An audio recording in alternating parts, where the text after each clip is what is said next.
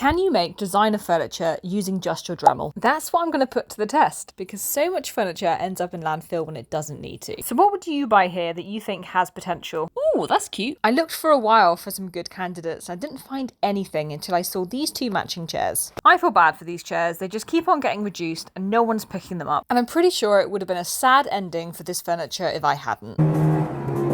So here's some of my inspiration. I love these clean lines and rounded legs and arms because these features give a chair a much more modern look. I'm also really into this webbing, and I think this item is really cool that it's only got webbing on part of the back. I think that makes it look really fancy. Yikes. Anyway, I realized that I had two options. I could either do something with webbing and strip it back to a much more modern look, highlighting the original wood, or I could reupholster what's already there and paint the wood. Either way, I could shape these arms into something more modern with my Dremel. What do you think I decided? Tune in for the next video to see the step by step.